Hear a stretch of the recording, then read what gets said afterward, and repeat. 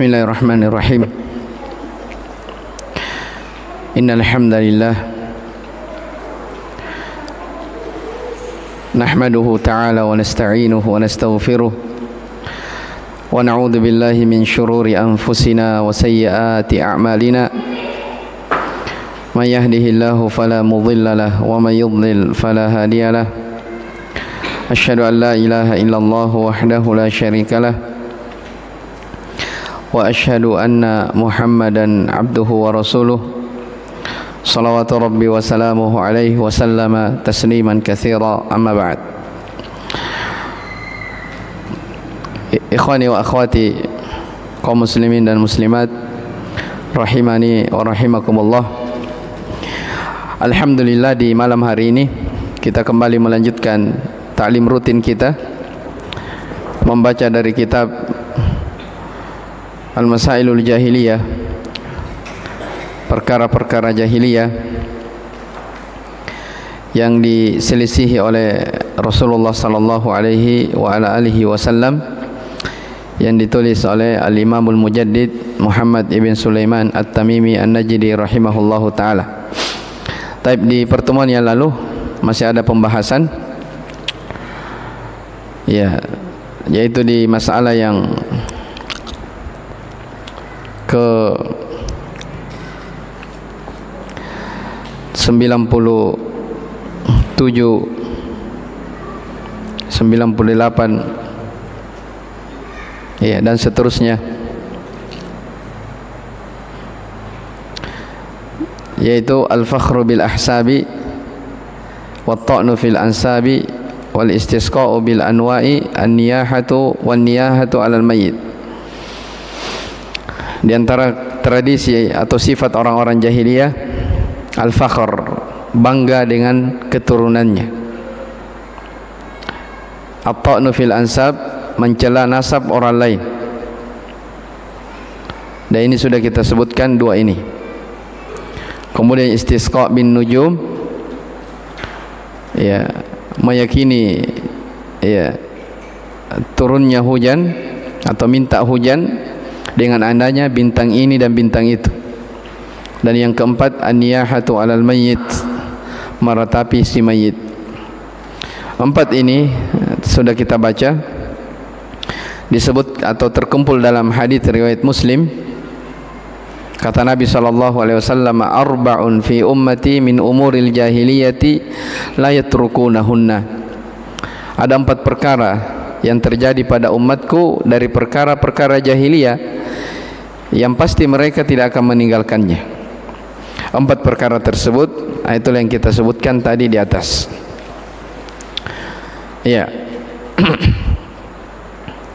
Jadi disebutkan dalam ayat Al-Quran bahwa orang-orang jahiliyah dahulu mereka bangga dengan keturunannya.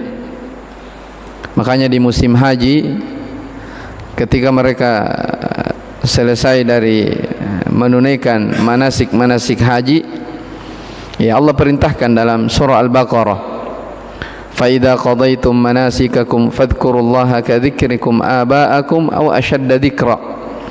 Apabila kalian telah menunaikan haji kalian, manasik kalian,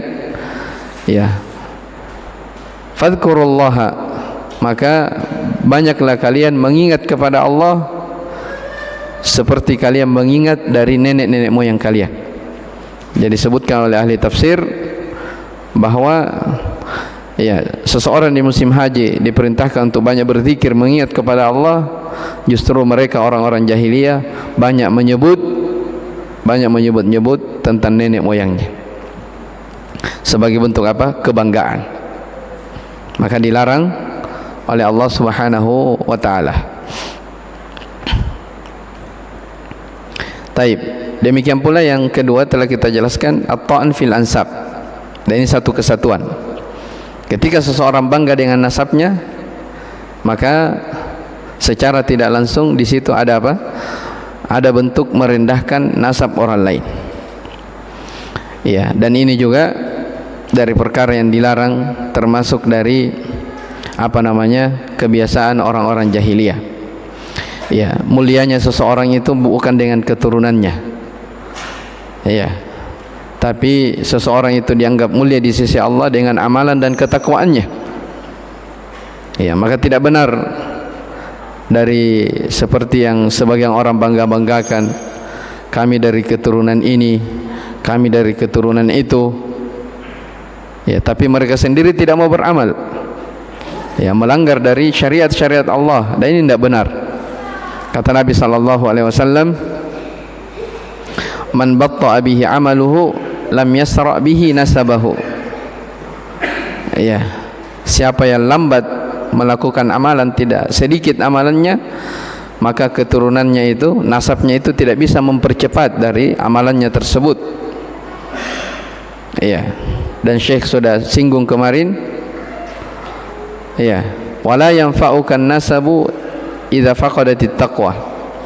Ya, keturunan itu, garis keturunan itu tidak ada manfaatnya kalau tidak seseorang tidak memiliki dari yang namanya ketakwaan. Ya, tidak ada manfaatnya saya dari keturunan Bani Hashim, kata Syekh. Tidak ada manfaatnya orang ngaku saya dari keturunan Quraisy, saya dari keturunan Ahlul Bait, kami ini adalah keturunan Rasulullah sallallahu alaihi wasallam, harus dihormati. Tidak ada seperti itu. Ya, tapi yang menjadi ukuran ya di sisi Allah adalah amalan dan ketakwaan seseorang kepadanya. Dan kita sudah sebutkan ya, ketika ayat turun, wa anzir ashiratakal aqrabin. Ya, ketika Allah menurunkan ayat itu, berilah peringatan kepada kerabatmu yang terdekat wahai Muhammad, maka Nabi SAW naik di bukit Safa memperingatkan, ya, wahai bibiku, wahai pamanku, dipanggil semuanya, ya Fatimah, angkidhu anfusakum minan nar, ya, selamatkanlah diri-diri kalian dari api neraka. La agni anki minallahi syai'a, saya tidak bisa menolong kalian dari apa? Siksaan Allah. Ya, Fatimah yang merupakan putri Nabi sallallahu alaihi wasallam, ya Fatimah, angkidhi anfusakum minan nar, selamatkan dirimu dari api neraka. Ya, saluni mimmali masyiti, ya, kalau harta silahkan minta dariku, tapi urusan akhirat saya tidak bisa menolong kamu. Ya, itu Nabi yang bersabda kepada putrinya sendiri. Ya, maka tidak ada ya siapa yang membanggakan dia dari keturunan ini, keturunan itu, atau khususnya dia katakan kami adalah Ahlul Bait.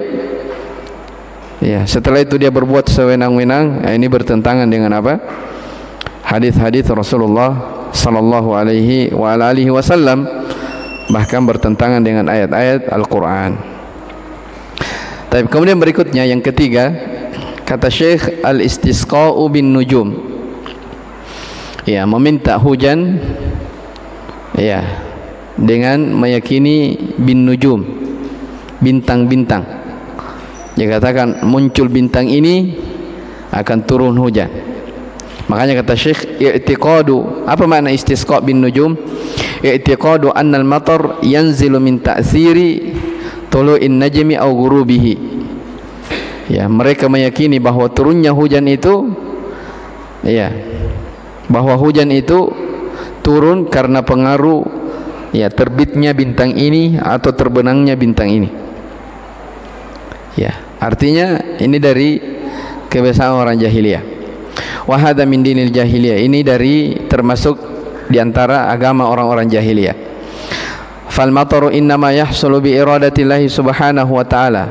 Hujan itu terjadi ya dengan kehendak Allah subhanahu wa ta'ala. Tidak boleh disandarkan kepada hujan, tidak boleh disandarkan kepada bintang-bintang. Makanya Allah subhanahu wa ta'ala berfirman, wa huwa alladhi yunazzilul ghaitha min ba'di ma qanatu wa yanshuru rahmatahu. Dialah Allah subhanahu wa ta'ala yang yunazzilul ghaith, yang menurunkan hujan itu setelah mereka ya lama berputus asa menunggu dari turunnya hujan. Dan dialah Allah yang yanshuru rahmatahu, menyebarkan rahmatnya. Fallahu walladhi yunazzilul matara bi iradatihi wa masyiatihi wa hikmatihi Allah lah yang menurunkan hujan itu sesuai dengan kehendak, keinginan dan hikmahnya. Wa yanziluhu kaifa yasha'u subhanahu wa ta'ala. Allah yang menurunkannya, ya, kapan Allah subhanahu wa ta'ala menghendakinya. Ya, yunazziluhu ala ardin wa yamna'u minhu ardan akhar. Kadang hujan di satu tempat, di tempat lain tidak hujan. Itu semua Allah yang mengatur, bukan karena adanya bintang ini, bukan karena adanya bintang itu. Walaqad sarrafnahu bainahum liyadhakkaru fa aba aktsarun nasi illa kufura. Allah ingatkan tentang masalah hujan. Kata Allah Subhanahu wa taala, sungguh kami mempergilirkan dari turunnya hujan itu di antara manusia. Ya, di tempat ini saat ini tidak hujan, tapi di tempat lain hujan lebat. Ya, Allah gilirkan hujan itu di setiap tempat liyadzakkaru, supaya mereka mengingat. Ya, bersyukur akan nikmat Allah Subhanahu wa taala. Ya. Fa aba aktsarun nasi illa kufura. Ya, tapi dasar yang namanya manusia, ya, kebanyakan mereka enggan, mereka tidak mau kecuali hanya ingkar, kufur terhadap nikmat Allah Subhanahu wa ta'ala.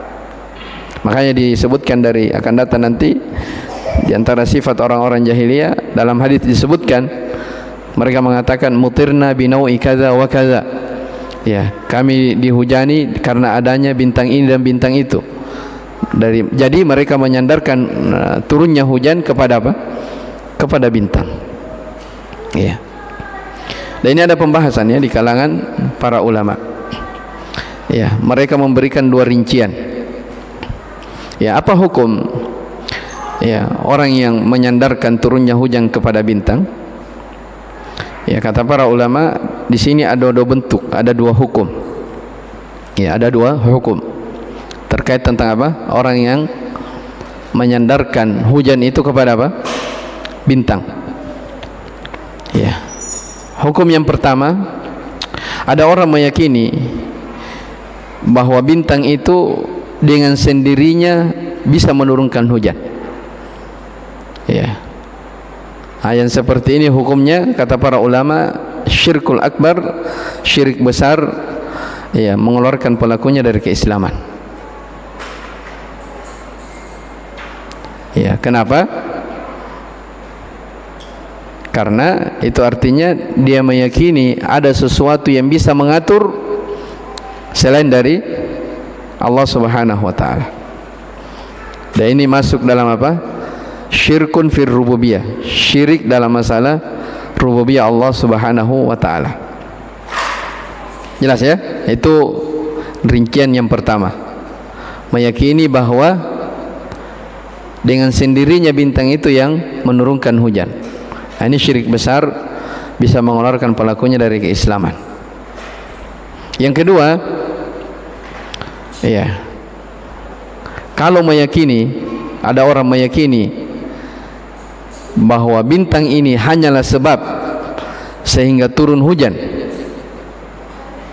Ya, dia jadikan apa? Bukan meyakini bahwa dengan sendirinya bintang ini menurunkan hujan. Dia hanya meyakini bahwa apa? Karena adanya bintang ini, maka dengan itulah sebab turunnya apa? Hujan. Maka ini hukumnya kata para ulama syirkul asghar. Ya, syirkul asghar. Karena, ya, kenapa syirkul asghar? Karena menjadikan sesuatu sebagai sebab, padahal Allah tidak menjadikannya sebagai apa? Sebab. Ya. Tidak ada Allah menyebutkan, demikian pula Rasulullah SAW menyebutkan kaitan antara bintang dengan apa? Dengan hujan, tidak ada. Maka menjadikan sesuatu sebagai sebab, padahal itu bukan sebab secara syar'i dan qadari, maka itu juga masuk dalam kategori apa? Kesyirikan, tapi bentuknya syirkul asghar. Jelas ya? Itu dua rincian terkait tentang masalah ini. Baik, berikutnya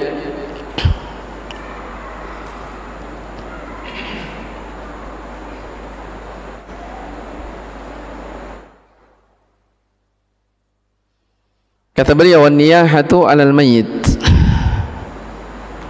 Di antara sifat tradisi dan kebiasaan orang-orang jahiliyah. Yang keempat yang disebutkan oleh Nabi sallallahu alaihi wasallam yang terjadi pada umat ini, an-niyahatu 'alal mayyit, meratapi si mayit. Ya, beliau definisikan apa yang dimaksudkan dengan an-niyaha, meratapi. Kata beliau, wal muradu biha, yang diinginkan dengan meratapi itu adalah raf'us saut inda mautil mayyit jazaan wa tasakhutan, mengangkat suara ketika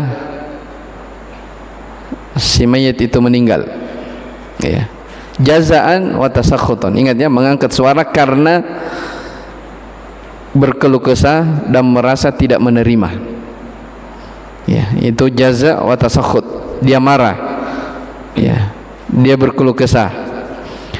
Atau dzakara mahasinal mayyit, atau dia menyebutkan, ya, ada keluar dari lisannya apa, kata-kata untuk si mayit itu, ya. Jelas ya? Jadi harus dibedakan, akan dijelaskan beda halnya menangis dengan meratapi. Ya, kalau menangis ya sekedar menangis, bersuara tidak masalah, menangis bersuara, dia menangis, ya, walaupun besar suaranya itu tidak masalah. Tapi ketika ada sesuatu yang keluar dari lisannya, ya, maka itu sudah masuk apa? Meratapi namanya. Ya. Dan banyak ya, sekarang biasa orang disebut kalau ada orang meninggal, ya, si anu kodong tau bajit taunna begini-begini, disebutkan dari mahasinu al-mayyit, dari mungkin masa-masa hidupnya dia dulu begini, ya, wajar dia meninggal karena sebelumnya dia akan begini, dia sudah melakukan ini, banyak disebutkan, itu meratapi semua. Ya, dan sudah kita jelaskan, kita singgung ini.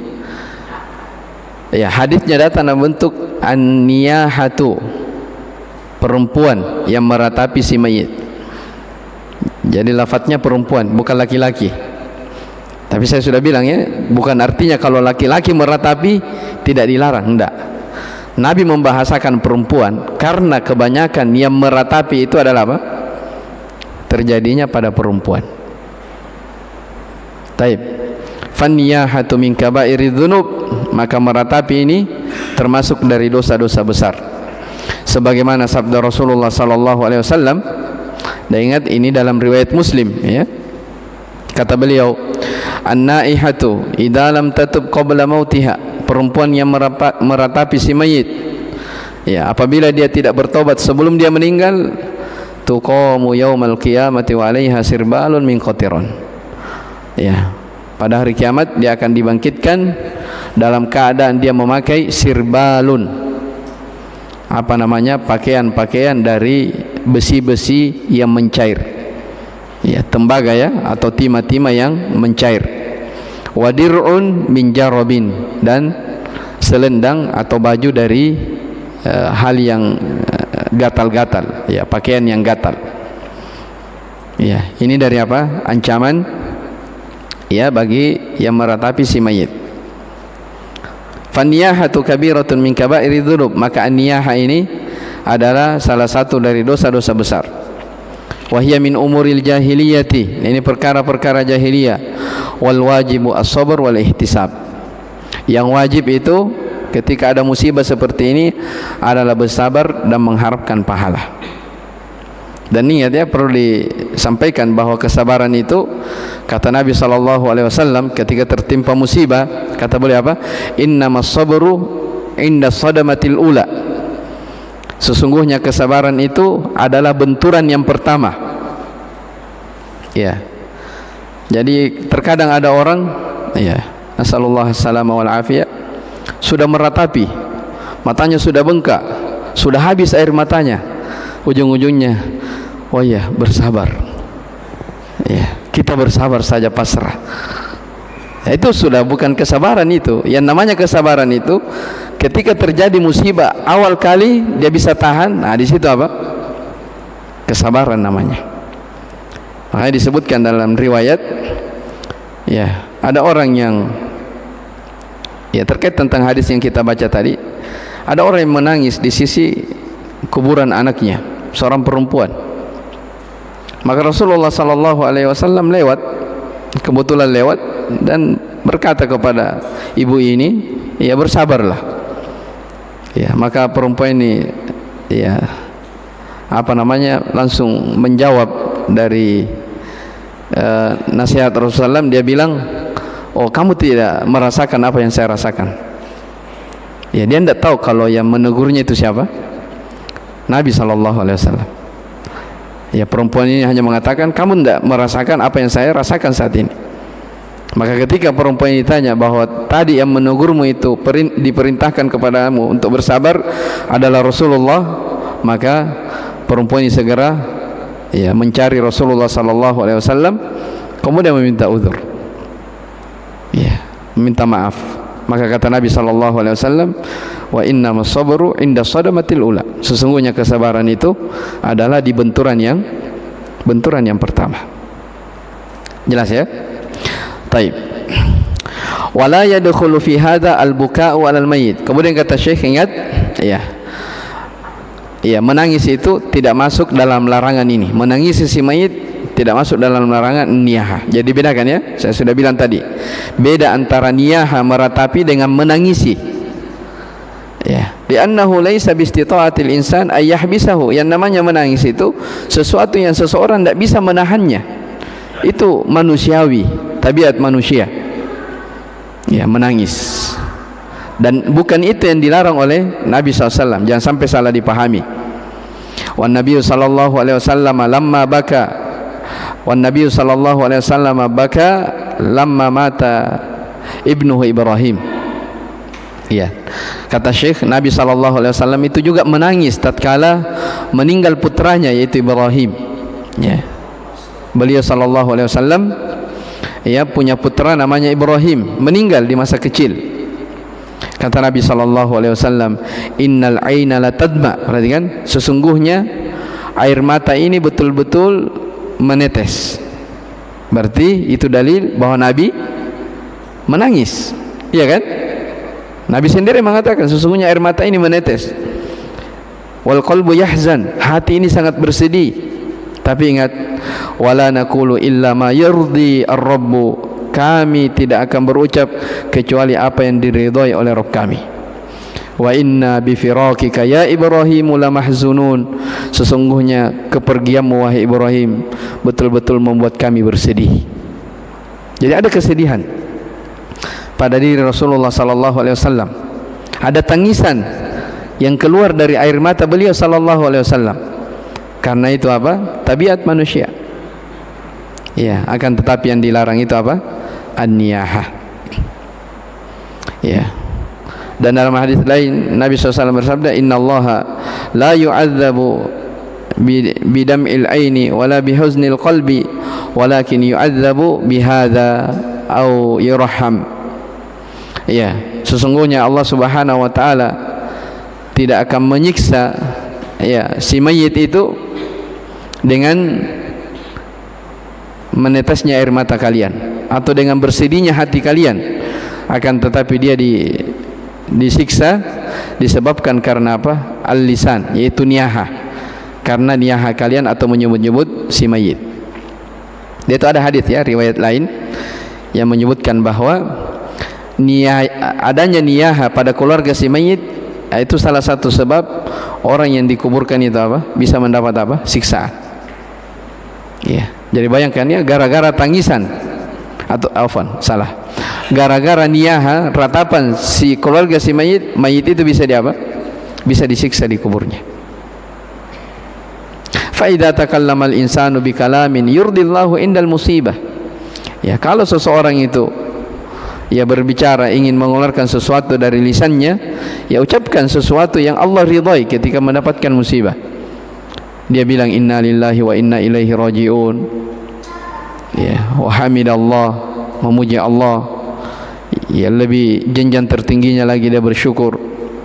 Ghafarallahu lahu, ya, wa jabara musibatahu. Didoakan semoga Allah mengampuninya, semoga Allah yang mengganti dari musibahnya hal yang terbaik baginya. Ya, karena memang dalam kehidupan dunia ini, iya, manusia dihadapkan yang namanya apa? Ujian dan cobaan. Alladzi khalaqal mauta wal hayata liyabluwakum ayyukum ahsanu amala. Dialah Allah yang menciptakan kematian dan kehidupan untuk menguji kalian siapa di antara kalian yang paling baik amalannya. Ya, dan ujian itu ada dua kata para ulama. Ada ujian kesenangan dan ada ujian kesusahan. Ya, ada ujian kelapangan, ada ujian kesempitan. Dua. Jadi jangan dikira ya ujian itu kalau rezeki sempit ujian. Ya. Rezeki lapang itu juga ujian. Jelas ya? Kemiskinan adalah ujian. Jangan menyangka bahwa kekayaan itu bukan ujian, itu ujian juga. Ya. Nah, terkadang orang salah paham. Ya, selalu tertanam dalam pikiran bahwa ujian itu ketika sempit rezekinya, susah hidupnya. Ya. Sudah lama berkeluarga, masih jadi kontraktor. Ya, maksudnya kontrak-kontrak rumah. Iya, istilahnya orang ya, bukan. Ya, ujian itu kekayaan ujian.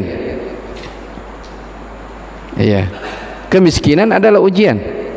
Nah, makanya kata para ulama terkadang, ya, yang sedikit selamat dari yang namanya dari dua jenis ujian ini adalah ujian kekayaan.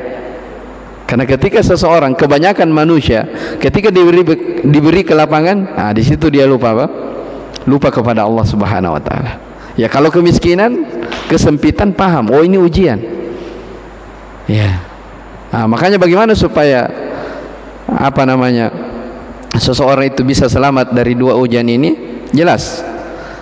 Idza utiya, kalau dia diberi kelapangan, syakar, dia bersyukur. Nah, itu selamat dari ujian. Wa idza butuliya, kalau dia disempitkan, ada ujian yang menyempitkan dia, sabar, dia bersabar. Nah, itu apa? Selamat dari ujian. Kesyukuran dan apa? Kesabaran. Jelas ya? Baik, kemudian kata Syekh di sini, fahadhil arba'u min umuril jahiliyah. Inilah 4 perkara dari perkara-perkara jahiliyah, wahiyya baqiyatun finnas, yang akan tetap ada pada manusia. Karena Nabi menyebutkan ya, arba'un min umuril jahiliyati, ya, la yatrukunahunna, ada 4 perkara dari perkara jahiliyah yang tidak akan ditinggalkan oleh umatku, menunjukkan terjadi pada umat. Fayajibut taubatu minha, maka seseorang itu wajib bertobat darinya. Wa dallal haditsu ala annahu laysa kullu man fihi syai'un minal jahiliyati yakunu kafiran. Hadis ini menunjukkan bahwa tidak semua perkara-perkara yang orang-orang jahiliyah berada di atasnya itu dianggap sebagai kekafiran. Tidak semuanya perbuatan orang-orang jahiliyah dahulu ketika umat Islam melakukannya dia dikatakan apa? Kafir. Tidak semuanya, ada rinciannya. Nah, termasuk ini 4 ini. Ada yang bentuknya dosa besar, ya, dan ada yang bentuknya bukan kesyirikan. Tidak semuanya. Maka fa umurul jahiliyati minha ma huwa kufrun wa minha ma huwa duna dzalik. Maka di antara perkara-perkara jahiliyah ada yang bentuknya kekufuran dan ada bentuknya selain daripada kekufuran. Taib, selesai 4 perkara yang disebutkan di sini. Taib, kemudian kita berpindah. Kata Syekh rahimahullahu taala, al-mas'alatu al-hadiyatu wa tis'un. Ya, masalah yang atau nomor yang ke-91 dari masailul jahiliyah. Inna ajalla fadailahum al-baghyu wa qad dzakara Allahu fihi ma dzakara. Kata Syekh rahimahullahu taala, sesungguhnya perkara yang mereka bangga-banggakan, yaitu orang-orang jahiliyah, adalah ketika mereka al-baghyu, melakukan kesewenang-wenangan atau kedzaliman. Apa maksudnya ini? Jadi antara sifat orang-orang jahiliyah dahulu, ketika mereka melakukan dosa, dia bangga dengan perbuatan dosanya. Difaham ya? Saya ulang. Di antara sifat mereka orang-orang jahiliyah dahulu, ketika mereka terjatuh ke dalam pelanggaran, terjatuh ke dalam bentuk dosa dan maksiat, ini adalah kebanggaan bagi mereka. Ya, dia sebut-sebut, dia bangga-banggakan. Wa qad dzakarallahu fihi ma dzakara, dan hal ini Allah Subhanahu wa taala sebutkan tentang mereka. Artinya disebutkan dalam Al-Qur'an. Baik, apa itu al-baghyu? Karena dikatakan inna ajalla fadailahumul baghi. Inna ajalla fadailahum al-baghyu. Sesungguhnya di antara perkara-perkara yang mereka bangga-banggakan adalah al-baghyu. Ya, apa itu al-baghyu? Kata Syekh al-baghyu adalah at-ta'addi 'alan nasi fi dima'ihim wa amwalihim wa a'radihim. Ya, at-ta'addi melampaui batas. Artinya mengambil hak orang. Apakah fi dima'ihim, hartanya, darahnya itu membunuh, wa amwalihim atau hartanya, ya. Berarti apa? Mencuri. Wa a'radihim atau kehormatannya, dia jatuhkan kehormatan saudaranya. Ini diantara tiga ya disebutkan. Melampaui batas kepada manusia, apakah dalam hak darah, harta atau kehormatan. Ini semuanya dilarang. Ya, dilarang. Wa ahlul jahiliyati ya'tabiruna dzalika mimma fakharihim. Orang-orang jahiliyah dahulu mereka menganggap hal ini dari perkara yang mereka bangga-banggakan. Wa yatamaddahuna bihi fi asy'arihim wa maqalatihim. Ya. Saking ngerinya mereka menyombongkan ketika mereka melakukan dosa. Ya, misalnya dia berhasil membunuh orang, dia berhasil mengambil harta orang lain, dia bangga-banggakan, dia sombong. Dia sebutkan dalam syair-syair mereka, ya, dia ceritakan kepada orang lain. Faja'al Islamu bitahrimihi wan nahyi anhu. Maka datang Islam mengharamkan masalah ini dan melarangnya. Tidak boleh. Ya. Anggaplah ada perkara yang terjadi, ya, dari dosa dan maksiat, tidak boleh disebut-sebut, tidak boleh diceritakan. Ya. Dan ini sering, ya, biasanya ya, secara tidak sengaja atau tidak disadari, kadang ya ada orang masa dulunya, ya, naudzubillah, dia sudah bertaubat, tapi ada momen-momen yang kadang dia cerita, ini tidak boleh. Ya. Ada, oh ya, kita dulu itu, ya, kalau minum ya begini-begini. Cerita waktu masih belum hijrah. Ya. Kita dulu pernah ini, tidak boleh diceritakan. Ya, karena itu apa? Sesuatu aib yang Allah Subhanahu wa taala sudah tutupi. Ya. Dosa yang sudah ditutupi oleh Allah Subhanahu wa taala tidak boleh orangnya sendiri apa? Dia munculkan lagi kembali. Kata Nabi sallallahu alaihi wasallam, kullu ummati mu'afan illa al-mujahir fisqa. Semua umatku itu dimaafkan dosa-dosanya kecuali orang yang terang-terangan. Ya, jadi kalau Allah sudah tutupi, jangan lagi diungkit-ungkit. Ya, jangan lagi diceritakan ke orang.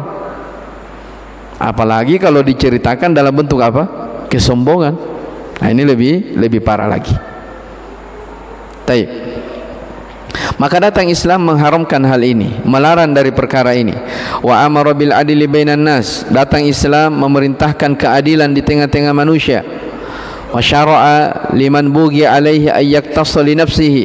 Datang Islam ketika ada orang yang melampaui batas, apakah membunuh orang, maka dia diminta untuk dikisos. Itu sebagai tebusan. Hatta yartadi al-baghi wa yantasirul madlum. Sampai orang-orang yang al-baghi ini melakukan pembunuhan, perampokan, pencurian ini bisa berhenti, sehingga orang-orang zalim pun bisa ditolong. Iya. Allah Subhanahu wa taala berfirman, "Qul innama harrama rabbiyal fawahisha ma dhahara minha wa ma batan." Katakanlah, sesungguhnya Tuhanku telah mengharamkan al-fawahish, kekejian-kekejian. Ya, ma dhahara minha wa ma batan, apa yang nampak dan apa yang tersembunyi. Ya, wal ithma wal baghya, ya, dosa, ya, fawahish dosa juga, al ithma dosa juga. Ya, cuma kata para ulama, kalau fawahish itu, ya, kadang dibahasakan fawahish, kekejian, itu kaitannya dengan dosa-dosa yang terkait dengan syahwat, kemaluan, fawahish. Kalau al-ithim itu penggunaan lebih umum, dosa. Taib. Jadi katakanlah sesungguhnya Tuhanku telah mengharamkan kekejian-kekejian yang nampak ataupun yang tersembunyi. Wal ithma, dosa. Wal baghya bi ghairil haq, melampaui batas tanpa hak. Ya. Wa an tusyriku billahi ma lam yunazzil bihi sultana, dan engkau melakukan kesyirikan kepada Allah sesuatu yang Allah tidak pernah menurunkan bukti padanya. Ya, wa an taqulu 'ala Allahi ma la ta'lamun, dan engkau berucap tentang Allah sesuatu yang kamu tidak punya apa? Pengetahuan. Ya, dijelaskan oleh Syekhul Islam Ibn Taimiyah, demikian pula muridnya Imam Ibnul Qayyim rahimahullah tentang ayat ini, bahwa ayat ini Allah Subhanahu wa taala menyebutkan dari urutan dosa yang terkecil sampai urutan dosa yang terbesar. Ya, jelas ya? Yang pertama al-fawahish. Iya. Kemudian yang kedua al-ithma wal baghya. Yang ketiga kesyirikan. Yang keempat berucap tentang Allah, berucap tentang agama sesuatu yang dia tidak punya apa? Ilmu. Ya, makanya mereka berdua ya, di antara para ulama yang berpendapat bahwa ada dosa yang lebih besar melebihi daripada kesyirikan. Ya. Ya, walaupun sepakat ya para ulama bahwa tidak ada dosa terbesar melebihi daripada apa? Syirik. Karena ketika ada dosa syirik, seseorang meninggal di atasnya, maka itu dipastikan dia kekal dalam neraka. Ibnu Qayyim menyebutkan dalam beberapa kitab beliau bahwa ya ada dosa yang lebih besar daripada kesyirikan. Apa itu? Ini yang disebutkan dalam ayat. Seseorang berucap tentang Allah, tentang agama, sesuatu yang dia tidak memiliki ilmu. Ya, makanya subhanallah ya, berucap tentang agama, berdakwah itu tidak semua orang bisa. Menyampaikan ilmu itu tidak semua orang bisa. Ya, jangan hanya baru bisa baca bahasa Indonesia, ya, disuruh ceramah. Tidak ada seperti itu. Ya, karena bahayanya besar. Jadi Ibnu Qayyim menyebutkan bahwa kenapa bisa dikatakan berucap tanpa ilmu ini lebih besar dosanya daripada kesyirikan. Ya, alasannya adalah karena kesyirikan itu tidak muncul kecuali karena adanya orang berucap sesuatu dalam agama yang dia tidak punya apa? Tidak punya ilmu. Ya, muncul bid'ah, muncul khurafat, muncul kerusakan-kerusakan di dalam beragama, semua sebabnya kembali kepada apa? Adanya orang-orang yang berucap tentang Allah yang dia tidak memiliki ilmu. Jelas ya? Baik. Faqarana al-baghyu ma'al fawahish wasyirku wal qawlu alaihi bighairi ilmi. Di sini digandengkan antara kekejian, al-baghyu, kesewenang-wenangan, kesyirikan, dan berucap tanpa ilmu. Baik. Wa qala ta'ala innallaha ya'muru bil adli wal ihsan wa ita'i dzil qurba wa yanha 'anil fahsya'i wal munkar. Ya. Dan juga firman Allah Subhanahu wa taala, sesungguhnya Allah telah memerintah kalian kepada keadilan, al-ihsan, berbuat baik, ita'idil qurba, berbagi kepada kerabat, wa yanha, dan melarang, anil fahsya'i wal munkari wal bagi, ya, melarang kalian dari fahsya, kekejian, al munkar, kemungkaran, wal bagi, kesewenang-wenangan. Ya'idzukum la'allakum tadhakkarun. Itulah apa namanya,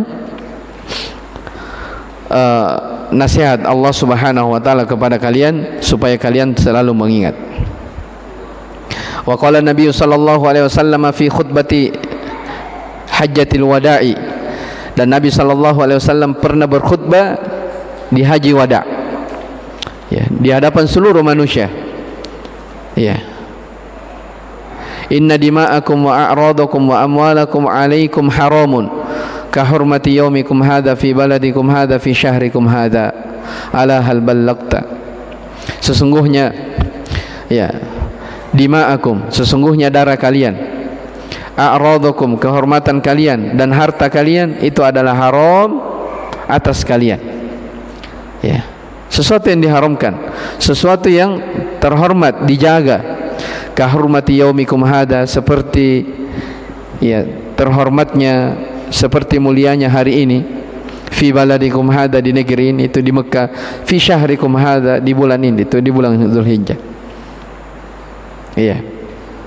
Wa qala ta'ala, demikian pula firman Allah Subhanahu wa taala, wa may yaqtul mu'minan muta'ammidan fajazaohu jahannamu khalidan fiha. Ini terkait tentang dosa membunuh, ya. Wa ghadiballahu alaihi wa la'anahu wa 'adda lahu 'adaban 'azima. Barang siapa yang membunuh seorang mukmin dalam keadaan dia sengaja, ya, fajazaohu jahannam, maka balasannya adalah jahannam, khalidan fiha, kekal di dalamnya.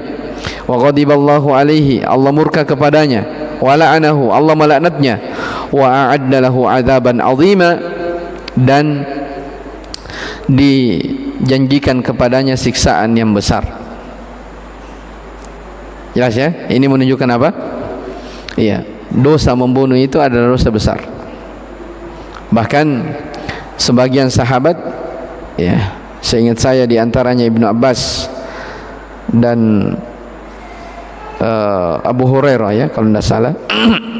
Ibnu Abbas dan Abu Hurairah, mereka berdua berpendapat bahwa selain dari dosa kesyirikan yang tidak diampuni, ada juga dosa lain, itulah dosa membunuh.